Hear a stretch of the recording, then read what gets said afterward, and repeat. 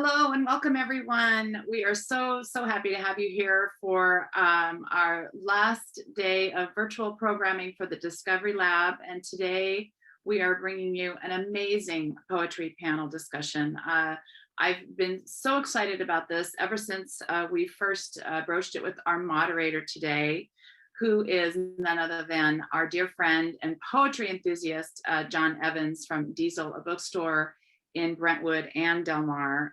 As I said, John is a huge evangelist for poetry, and I could not think of a better person to lead this discussion. So John, I'm going to let you go ahead and get started.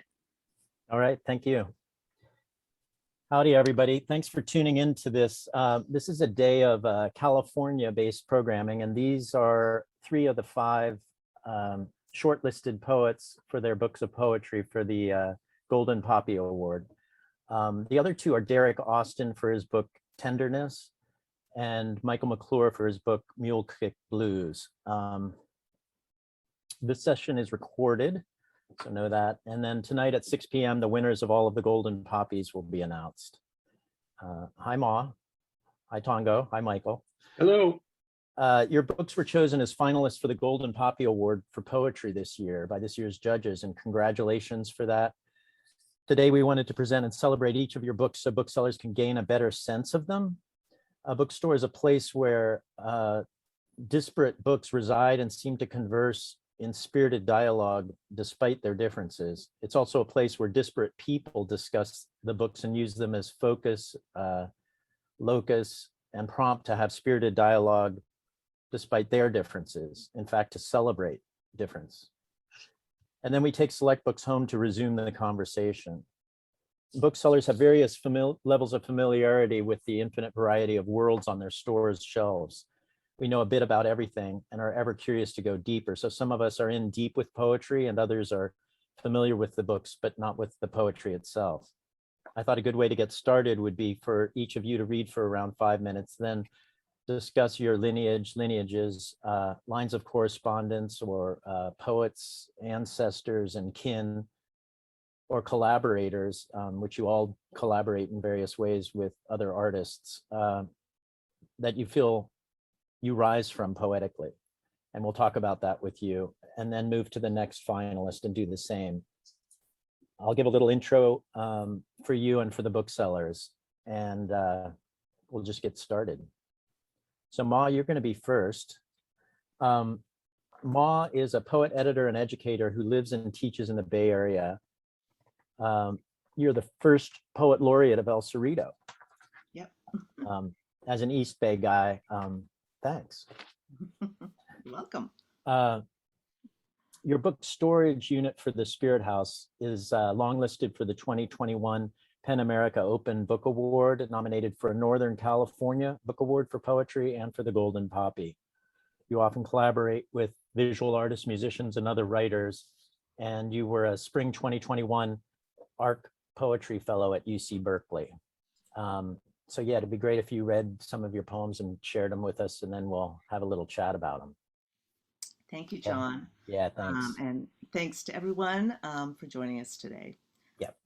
Storage unit for the Spirit House. The father at dining room table, shades drawn, wobbly throne. The daughters with their brown, shaky hands. A forest knot haunts the master closet among the clothes moths, felt wolverines. Daughter number 1 hiding behind a juniper bush, bright longies, wooden handgun in metal case. Daughter number 2 sleeps with a long broom next to her bed. Mint chocolates under pillow. 5 a.m., the father drops a cold, wet towel on her face. Storage unit filled with boxes of LPs, Joni, Dylan, Carly. Back cover of Jimi Hendrix Experience. On 2 hits of acid, this will blow your brains out.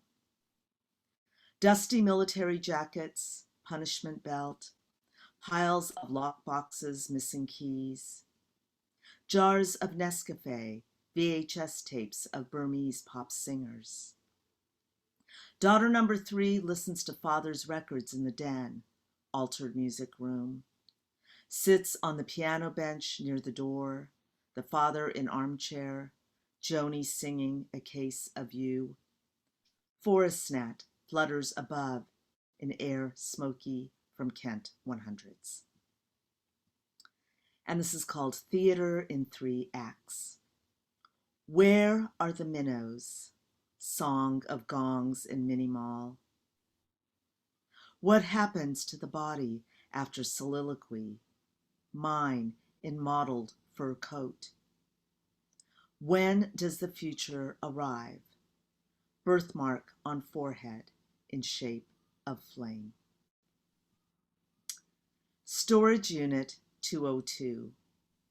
I crawl into the pod formerly known as Storage Unit 202.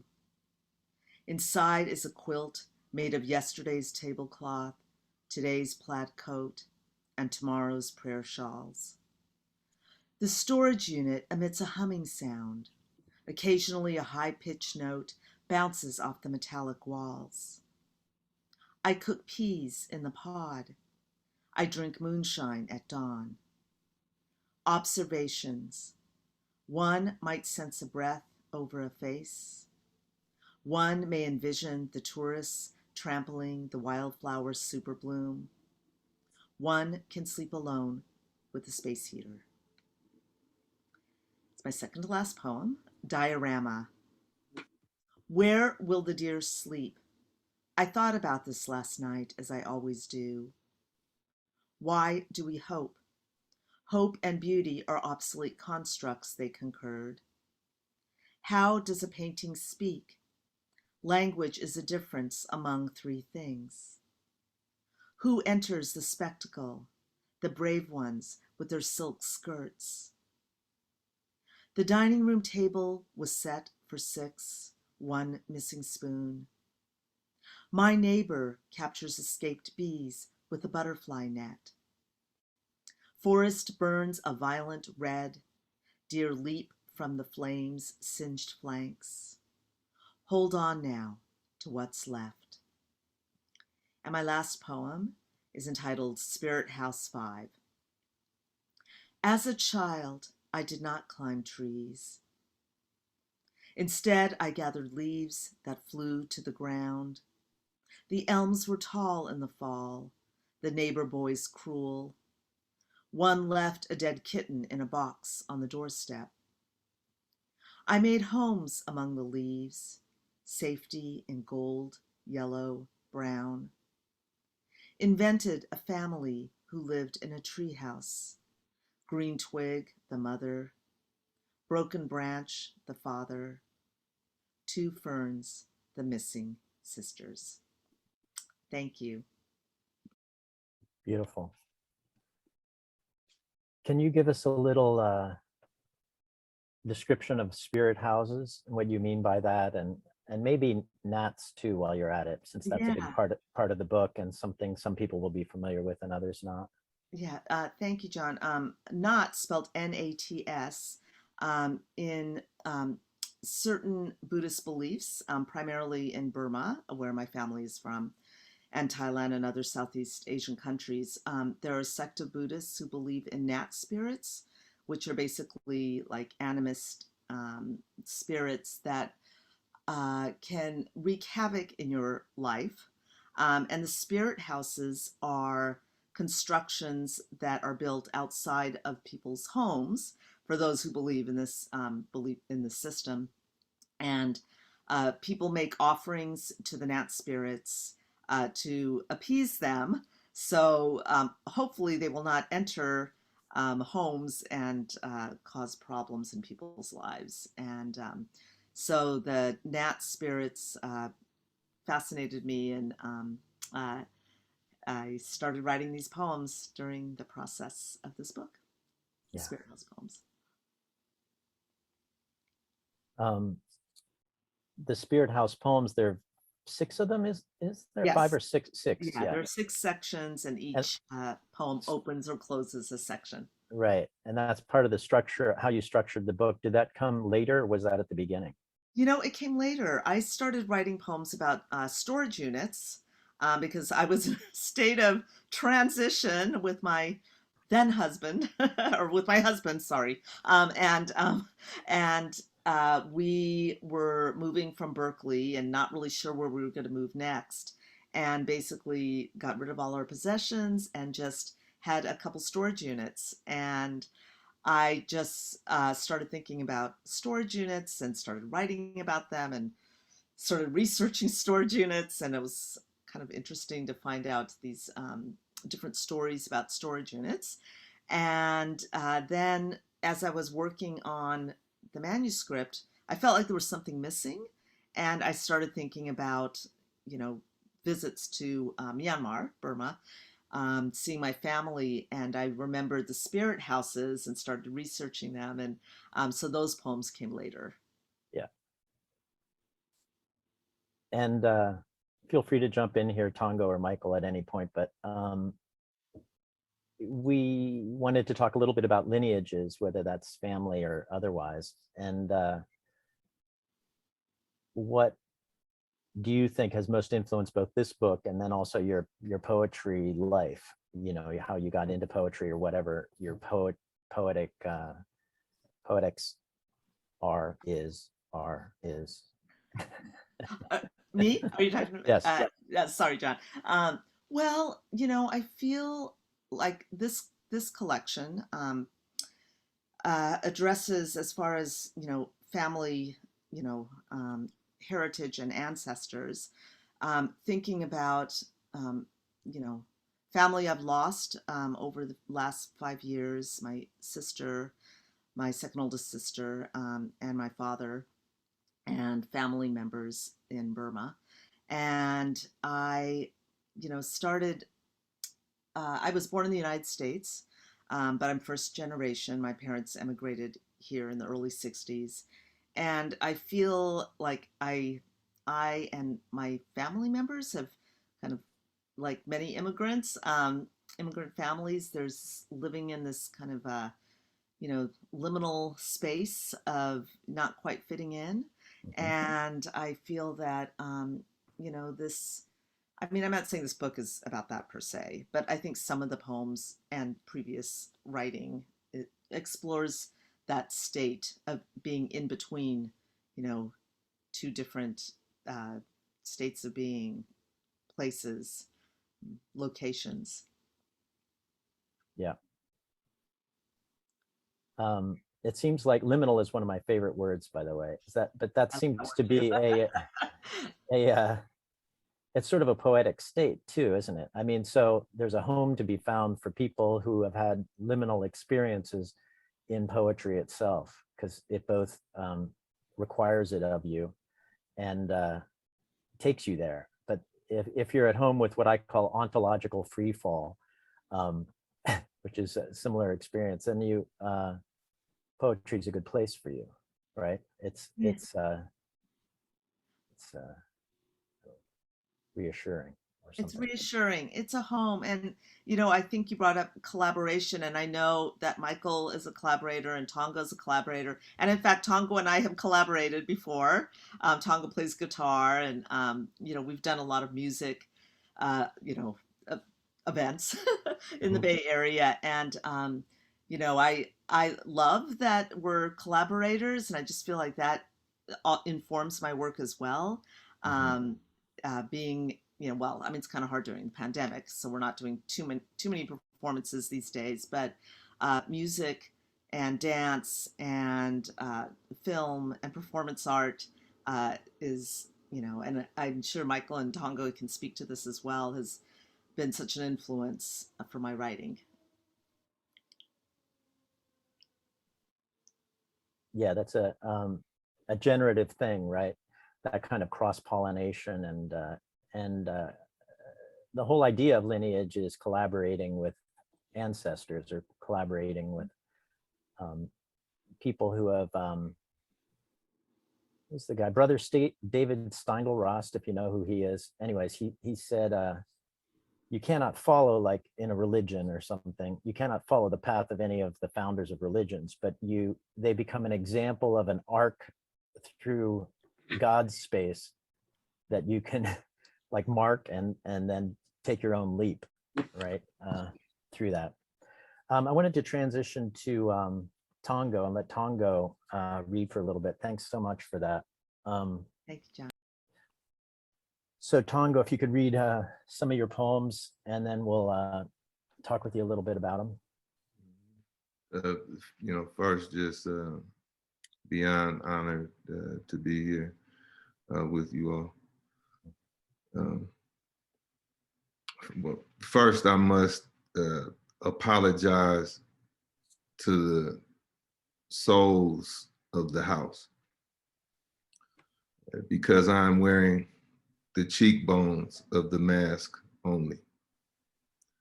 Like a pill bottle whose name is yours, name tagged on the side of a factory of wrists, teeth of the mask now. Back of the head of the mask now. A new phase of anti-anthropomorphism fending for real faces. Stuck with one of those cultures that believes I chose this family. I'm not creative. Just the silliest of the revolutionaries. My blood drawing on my only jacket. The police state psychic middlemen evangelizing for the creation of an unmasses and unmedgar, blood of a lamb less racialized or awesome prison sentence. Right angle made between a point on a Louisiana plantation and a 5-year-old's rubber ball, 3 feet high and falling like a deportee plane. To complete my interpretation of garden variety genocide. I'm small talk about loving your enemies a little more realistically. About paper tigers and also gold, I need my left hand back. Broke my neck on a piano key, found paradise in a fist fight. Maybe I should check into the Cuban line. Watching the universe's last metronome, some call Black Jacobins, and just wait. These religions will start resigning in a decade or two. Some colorfully, some transactionally. In a cotton Gothic society, class betrayal gone glasses. Ironically, my window started fogging over too as I was trying to figure out which Haiti would get me through the winter, which poem houses souls, which socialist breakthroughs. Breakthroughs like taking 10 steps back, then finally trying stillness, like introducing Gabriel Prosser to Thelonious Monk. I remember childhood. Remember the word childhood being a beginning. Scribbling on an amazing grace, I rendered this body from some circumference of slavery. Remember being kicked out the Midwest, strange food theater, lithium and circuses, like-minded stomachs, the ruling class blessing their blank checks with levy foam, with opioid tea. Sentient dollar bills yelling to each other, pocket to pocket, cello stands in the precinct for accompanying counter-revolutionaries. My mother raised me with a simple pain. A poet loses his mind. Like the room has weather, or first girlfriend gravity. Difference between me and you is the madness wants me forever. A pair of apartments defining both my family and political composure. Books behind my back, bail money paved into the streets playing. Euphoria cliche. Bracing for the medicine's recoil, sharing the dirty, deadly sounds from my friends. Black Jacobins, underground topography of a grandmother saying psychology of the mask now. Teeth of the mask again. Societies wander together like hopeful drops of a virus. Citizen testaments bent on offering me a nation of breadwinners to hold me back like it's a Brinks. I wrinkle the concrete sometimes like flesh. My Martin Luther King permanence turned away from a podium into the reeds like God is the dangerous twin. Black August to the mountaintop balcony on my bedroom floor. They steal you from the earth itself and suspend you in your broken neck from their foolish euphoria. From the loyalty oath of their great superstitions, loyalty oath of their agrarian reform, I returned to my mother completely disrespected for peeling the heat off of purgatory. They kill poets like me. Walk me away from my poems, never to be heard from again in this foul industrial complex of bloodlines picked through a sport and spiritual death of your devil at least half made. Police become a pretty word. I'm reading a lynch mob shoestrings like they were tea leaves, teaching you how to write about cities. It's the 25th century in the mirror, people. Tyranny against your chump change, your chump to be mocked even with a gun in your car. A cubit of needlework spelled tomb for the proletariat, the relapse ministry. Talented people curled up in a fetal position next to a diamond dying. Just another service day in the theatrics of tea house fascism in a bouquet of surveillance cameras. In the poverty of God, new blue eyes. Corpses of water, newly potted presidency. On one big shiny coin, if you ask animated capitalism, another non-literal voice. Killing is white freedom, the deification of hyphens. Medicine bread and picture shows, great protesters in LA, guests of our ink.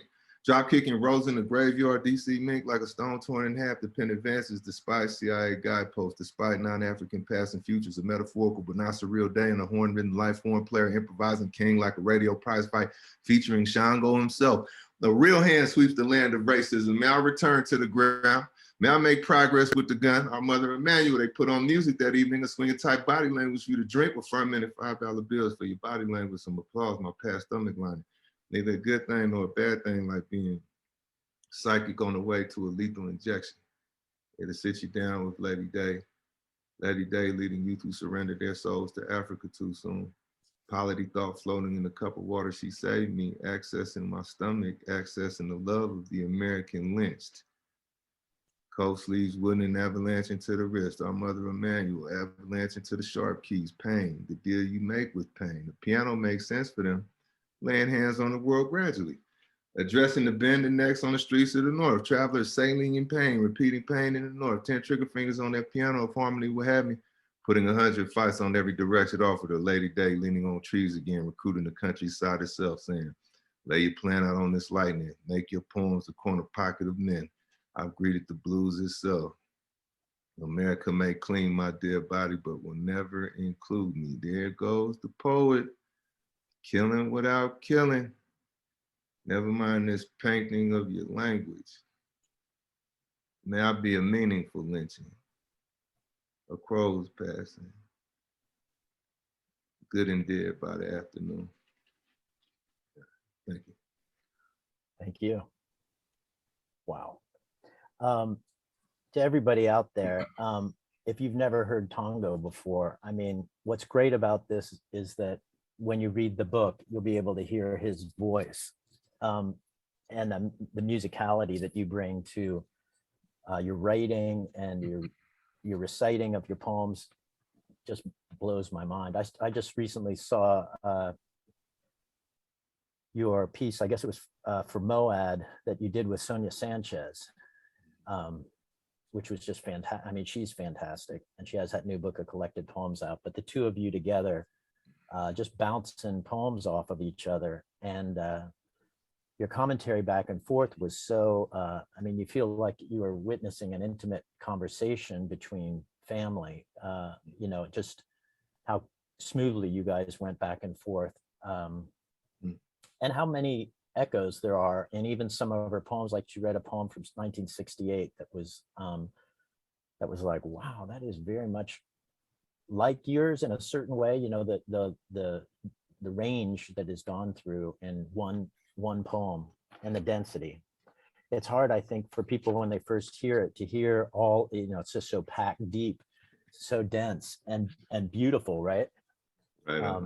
It's great. Anyways, I didn't introduce you at the beginning. That's okay. But you're the Poet Laureate of San Francisco.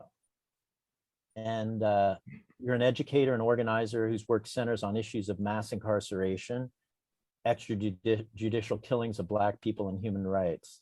You're the founder of, or co-founder of Black Freighter Press, author of Heaven is All Goodbyes, which is a City Lights book, which was shortlisted for the Griffin International Prize, received the California Book Award for Poetry, an American Book Award, and a Penn Oakland Book Award. Blood on the Fog, volume 62, in the City Lights Pocket Poets series, was published last month and is the book that's up for the Golden Poppy. But yeah, I mean, do you think of Sonia Sanchez as somebody that just influenced you, or are you just like running parallel tracks and then found her later on? And I don't mean that your poetry is exactly like hers, because it isn't. But yeah, no, I understand it, and it's I mean, yes, yes, and yes again. Yes on all fronts. It was interesting, just kind of like mulling over the question of lineage and ancestorship. You know, when you are both, you know, like Nina Simone is a religion to my mother, right? yes. So by virtue, me as well, right? But also to be raised by someone who is, you know, who is, you know, basically mingled her mind and spirit into Nina Simone's craft. I mean, I'm all that to say, I don't know who I'm not extending from. One of the groovy things that Sonia Sanchez kind of hit me to, she was describing the origin of that poem she has on the middle passage. And in the poem, she goes into, you know, she kind of strays away from organizing words, and it's, you know, it's kind of time animated by sounds, you know. And she said, yes, part of the origin story of that poem is, you know, the influence that the jazz musicians had on them, right? And trying to, you know, seeing what they could synthesize with some of those kind of, like, you know, at least perceived strategies. But more importantly, she said she wanted to put these kind of, I don't like, you know, shrieking laughter and, you know, just kind of metaphysical, you know, I couldn't do it justice. Everybody should just look up the poem and listen to it. Yeah. But she said she didn't believe that words alone could encapsulate all of the energy of the middle passage. Right. And I think that's highly instructive. And when I look at most, you know, just human beings that I look up to, I think that's what they do. They're able to pull universes and universes of, you know, of collective material existence, of powers we would lose our minds if we tried to understand. Yeah. And put it into and put it into a kind of a moment of art. And I think that's the lineage I'm trying to do right by. Interestingly, I think by actually like separating different realities that you bounce off of. So you have a political reality that you engage in and clarify yourself through. You have certain kind of spiritual realities, whatever, you know, but you give them each they do, and then hopefully, or, you know, on the back end, they kind of synthesize themselves in something like a poem, right, or a song or something like that. Sort of like you're summoning the powers and also honoring the powers that contribute. Letting them cooperate. It's also like her, when she read during that collaboration that you guys did at MOAD, well, a couple other things came, like Amiri Baraka. I don't know if you've ever heard his Heroin Poem, which is mind-blowing. I know I have it on a record, a Before Columbus Foundation record of recorded poetry. And at one point, you know, it's a guy taking heroin, and it's all about slavery and colonialism and the whole history of being a Black man in America. And he's just taken heroin at the beginning of the poem, and he's nodding out at the end of the poem. And you hear him nodding out at the end of the poem. He performs that or embodies that or whatever. And the sounds of him losing consciousness after having just described with great clarity what drove him to do this and why he's seeking that relief from the history that he's suffering from every day, is so, you know, it's like breaks out of the poem into this visceral human like cry, you know, that's just crap, you know, just, and that's the way Sonia Sanchez does too. She also described a thing that and your poetry does that in a different way. It's like it's musical. It's driving home that, you know, it reminds me of Charlie Parker or something, you know, it's just like so fast and so, so much, it's not virtuosity really. It's just like this pushing energy to get all this stuff into this poem and out to the person, and you know, it's a ritual almost. Your performances are extraordinary. But but anyway, Sonia Sanchez was talking about, because that Moad poem that you had written for Moad was influenced by Coltrane, I guess, or whatever. And she went off on this thing about Ella Fitzgerald and Sarah Vaughan, and Ella Fitzgerald being an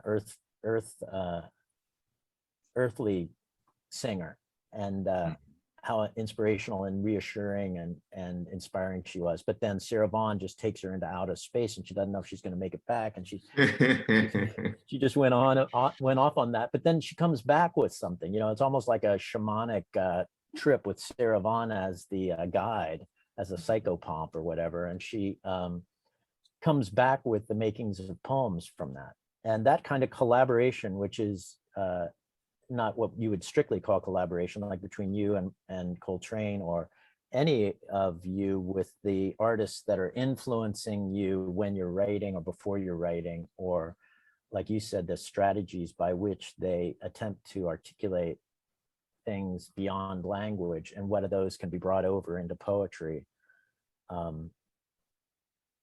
Becomes a huge part of your poetic practice, right? And it's the fun of poetry, which is just to take 1,000 pot shots. You know what I mean? Like, this is what I think is going on. Yeah. You know what I mean? Yeah.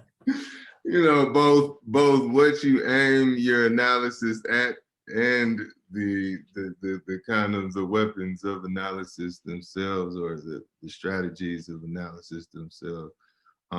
But yeah, I'm definitely, and again, as I was back to a scene of me mulling over this question of ancestorship and all that, it was musicians kept jumping into my mind, as far as, like, you know, who even if who I was subconsciously emulating, or those who really, I mean, set the standard, like, you know, like Pirate, like Nina Simone's rendition of Pirate Jenny. Like, is there, you know, we could probably put that up against the Sistine Chapel and the, you know, like what I defy someone to give me a mightier moment in art, you know.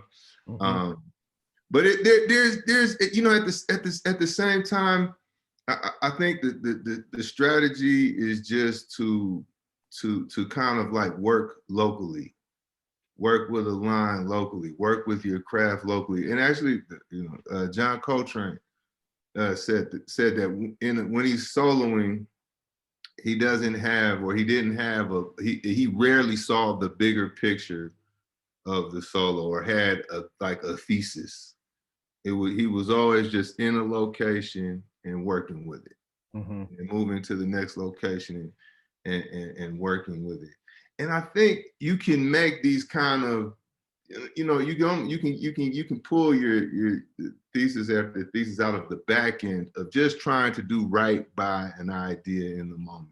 How can I push this just a little bit?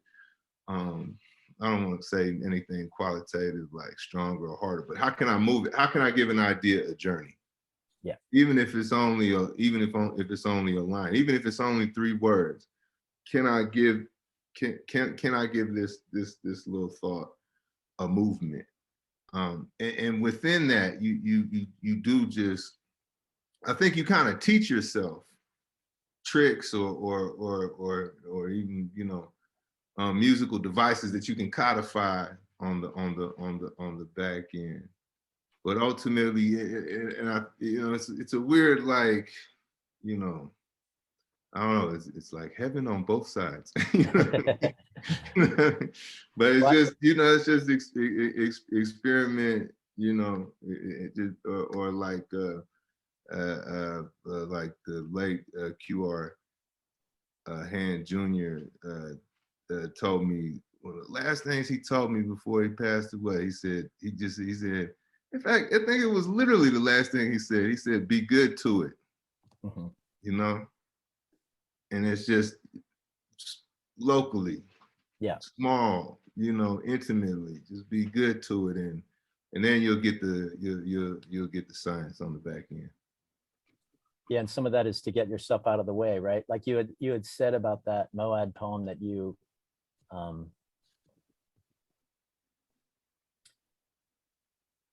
kept the emotion energy down so that you could access the unconscious energy and move it forward, right? So different poems present different challenges to you as they arise and as you're going line by line as to what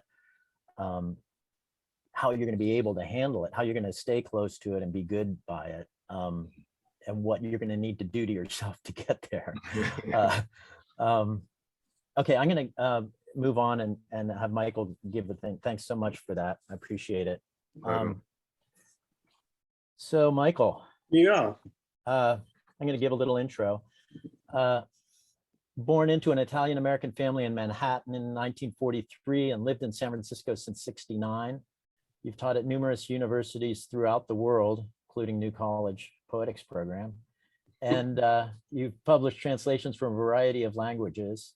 You've been involved in joint projects, which we talked about before, with many visual artists and composers, and as an artistic collaborator with the Margaret Jenkins Dance Company for close to 50 years.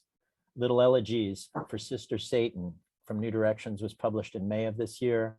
And later this year, Nightboat Books will bring out a new edition of your prose work, Danish Notebook. Can we hear some of your poems? Sure. That's why we're here, I guess. Yeah. I think I'm just going to read from the opening section, which is also the title, Little Elegies for Sister Sadie. So I'll read some of the little elegies while we have time. First elegy,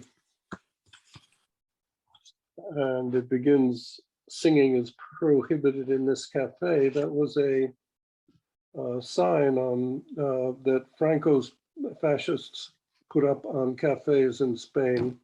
And I was talking last night with a visual artist about how remarkable it is that authoritarian regimes, the first thing they close in on is song and dance and poetry and get it under control, get it out of the way, etc. Or ignore it in the case of many American authoritarians, accuse it and ignore it. In any case, that's where the opening comes. First elegy, singing is prohibited in this cafe. Torture is permitted in this cafe. I'll have a double thank you in 3/4 time, sister. May I call you sister? You, almond-eyed, unsmiling, in this ever-changing light that cloaks the feral world. These dancers, do you know them? Do they think as they glide and spin of what is to be and what has been? Do you know their names? And if so, do their names change from earliest hours to late and day to day? Do their wounds show as they mimic the music's path? Sister, I apologize, but I must ask. Hiroshima, Nagasaki, Abu Ghraib, Oradour, Terezin, Deir, Yassin, Veldiv, Vorkuta, Magadan. That waltz, that dance among the cafe candles and beyond the fogged windows, the endless alley of lightning-scarred trees whispering fractured words for none to understand. All the beautiful names, sister, the infinite names roll off the tongue, innumerable as the stars that frolic in the sea. Second elegy.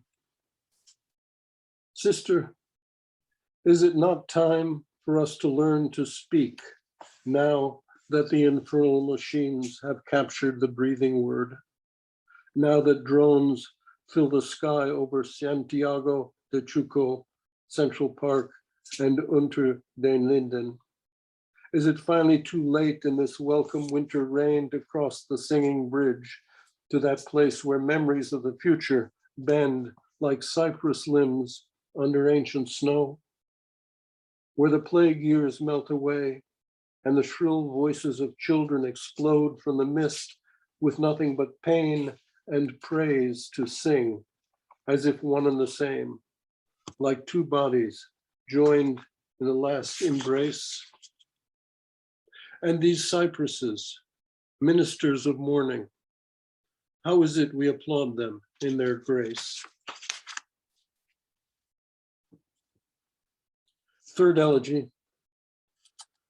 The clock is a fiction, dear sister, yet we live within it. Sister, its arms are ours, and the fiction is as real as a rose in the steel dust. And you will recall, dear sister, that each of us is the sum of the two preceding numbers in the talismanic series that this ever-expanding, radiant, and more than perfect spiral will swallow us. So said, was it Zoroaster from a distant cliff, his spider arms outstretched on the face of the death's head clock? And it is there, within the span of those arms, that we recall what we were not. We were not what we thought to be and to become, not the architects of desire, not the thieves of fire, nor gardeners, nor plumbers, nor workers in steel, only the painted puppets of parallel lives, only the uninvited guests, ghosts at the beggar's banquet. Elegy for whom or for what?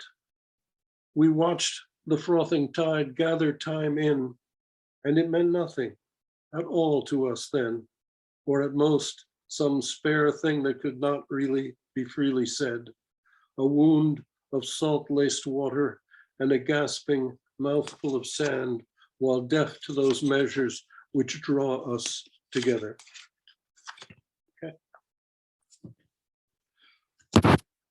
Oh. Yeah, thank you.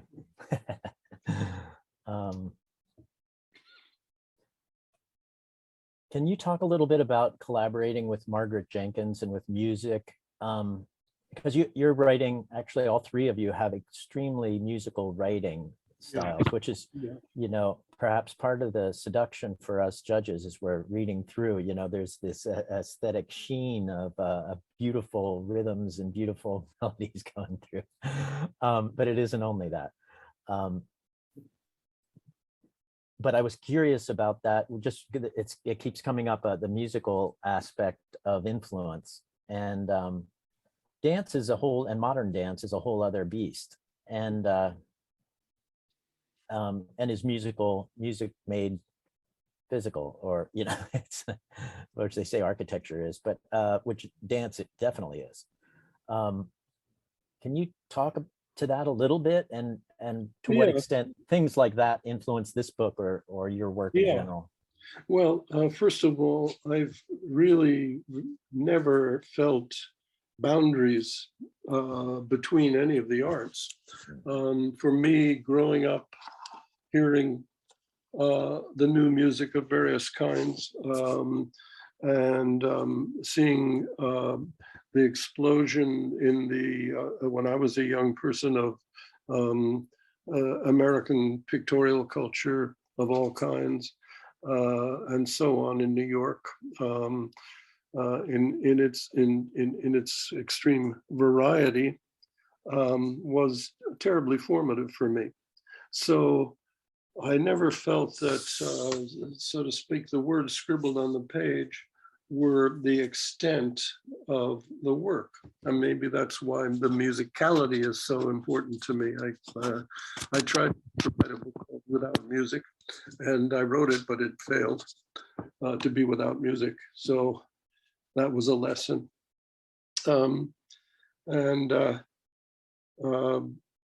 There was so much to be learned. For example, Tongo brought up the notion of John Coltrane talking and finding his way, this path he took. And I remember him talking once about, someone was asking him when he had started playing the soprano saxophone in more and more extended solos. and it would go on for hours and hours, fruitfully so. And they'd say, "What are you doing now, John? You've gone into this long form." And he said, "I'm searching for the door. I'm looking for the door." And I always wondered whether it was the door out, the door up, the door in. But to me, as a young person who had been given the notion of American success as, becoming an investment banker or what have you, I was already hearing Coltrane live downtown with then Leroy Jones, in fact, a good friend. I remember at the time before he became Baraka.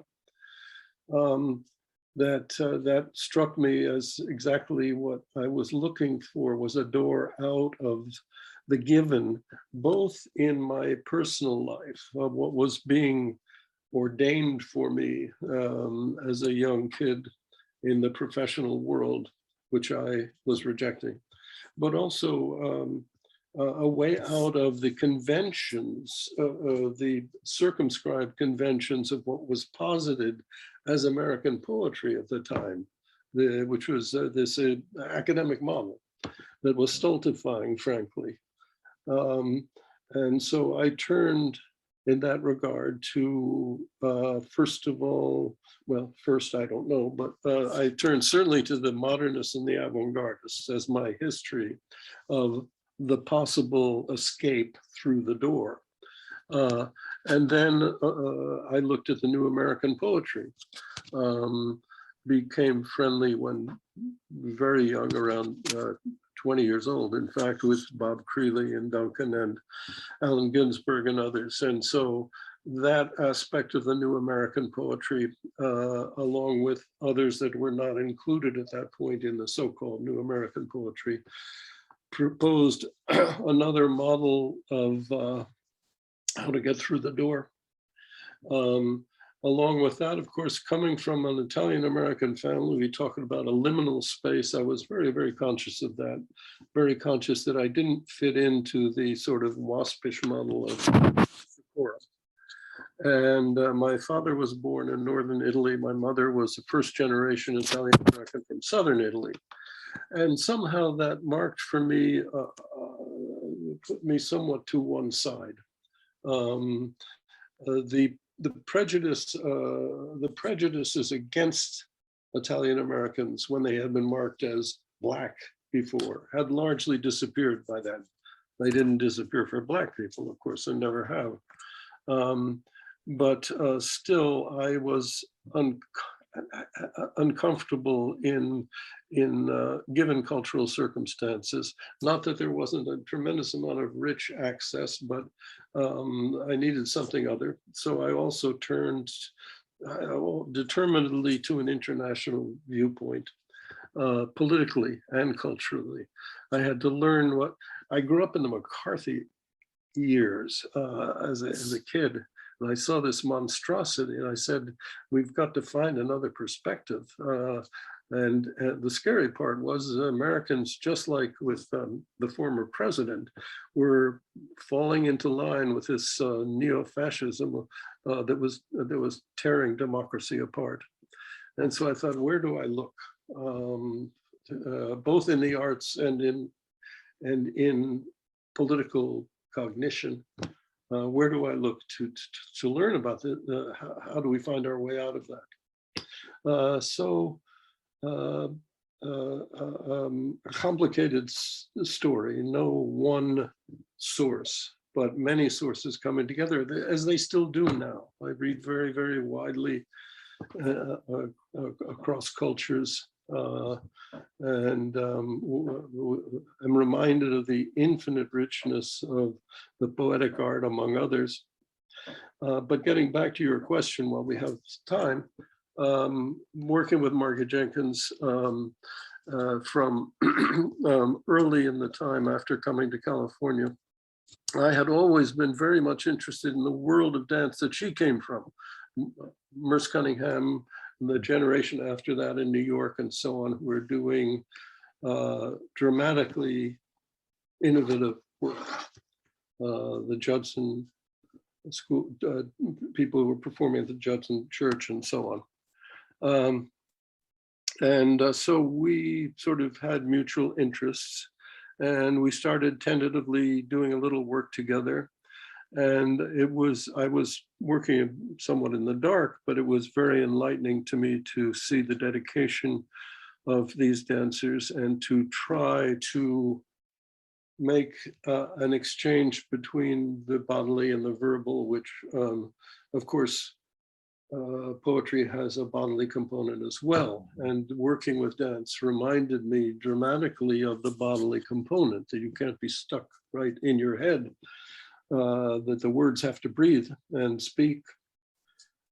So the performative in its various manifestations became clearer and clearer to me as a goal, as an aspiration. And it turned out that our collaborations, while mystifying to some people, still are, but were fruitful for us. And along with working with many musicians like Paul Drescher and others, and wonderful artists like Rindy Eckert, who I've worked with many times with Margaret over the years, was enlightening, and I think had a dramatic effect on my work.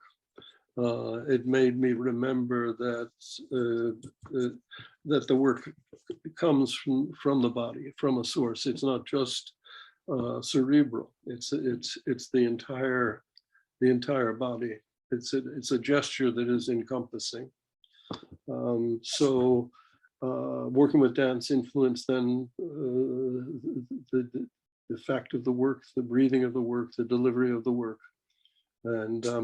and we found over the years that there was more and more to say, and that we wanted to keep going and keep changing the ways we work together, rather than settling for a formula. And while we're still standing, we're still trying to do that. Yeah, that's a powerful thing. I don't know. I haven't seen those performances. I'll have to look them up, but I haven't actually seen one before. But the embodiment of breath in poetry and its performance and on the page is one of its many mysteries, right? It's like how do you expand it in the way we've each been talking about it, into these territories of the unspeakable. Yeah, well, this was part of the new American poetry, and the talking of the breath measure was very important, and it was a reminder that it's not just X's and O's, or the formulas of metricality, but it's something that comes from a deeper source. Though metricality in itself can be very rich, and just as in the blues. But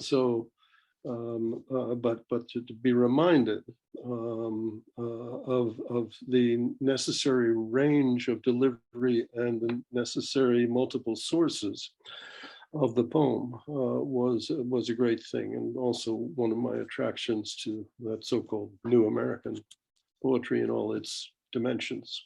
Yeah. We blasted right past whatever time there is. There's Kristen, but I know that we blasted right past it, which I was glad to do. So let's just continue talking for the next 3 or 4 hours now. I'm sure everyone will be happy. You would not have no one would object to that, John, honestly. Yeah. I noticed in the chat a lot of very excited booksellers out there commenting. So that's super nice. And thanks so much, the 3 of you, for doing this and for writing these books, and we'll continue to sell them out there in the world, and get them into the hands of people that need them, want them, don't know that they want them, don't know that they need them, but they're going to get them anyways. And then they'll realize what they've been missing, and how sustaining it is to them, booksellers and readers alike. So thanks to all 3 of you, and thanks, Kristen. No, thank you, Mo, Tongo. Thank you, Michael. Thank you, everybody. Phenomenal. This is just amazing. Thank you, all 3 of our wonderful poets. and to our moderator, John Evans from Diesel. We appreciate you all so much. And just so you know, a couple quick reminders, all of our sessions are being recorded, and we will post those on our website, kalibaalliance.org, so that if you have bookseller friends out there who were not able to attend today, please have them check out the recordings, because listening to these three amazing talents read their work is really a life-changing experience. So thank you. And don't forget, tonight at 6 p.m. we have the announcement of the Golden Poppy winners. So you can check that out as well. You can register on our website. All right, thank you everyone. Stay well.